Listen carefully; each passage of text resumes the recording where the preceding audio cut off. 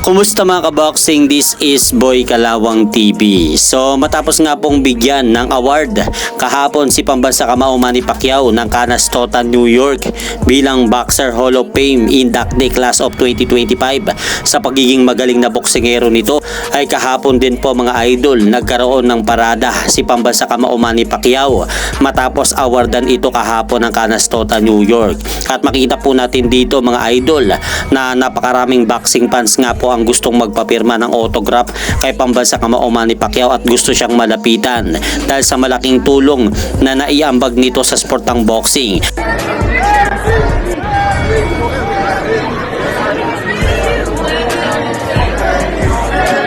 At sa kabilang balita naman, matapos nga pong ma-unify ni Junto Nakatani ang WBC at IBF sa nangyaring laban nila kahapon ni Ryusuke Nishida, kung saan tinalo nga po ni Junto Nakatani itong kanyang kapwa Japanese boxer na si Ryusuke Nishida via RTD sa round 6 matapos nga pong mamaga ang kanang mata ni Ryusuke Nishida sa kanilang nangyaring bakbakan ni Junto Nakatani at ipatigil ang laban nila sa ika-6 na bahagi ng round dahil sa pamamaga ng kanang mata ni Ryusuke Nishida sa laban.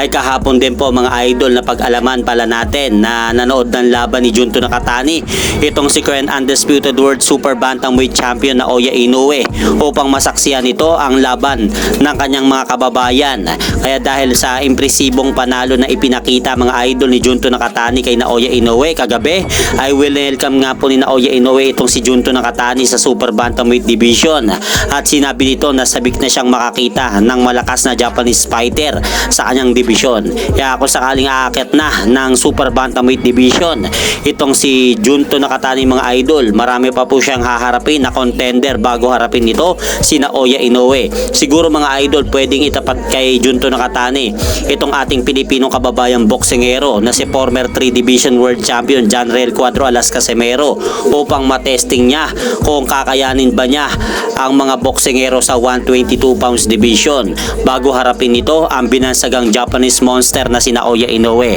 At hanggang dito na lang po muna ang aking update sa mga ganapan sa mundo ng boxing. At syempre mga idol, huwag nyo rin pong kalimutan, pakisuportahan nyo naman po muna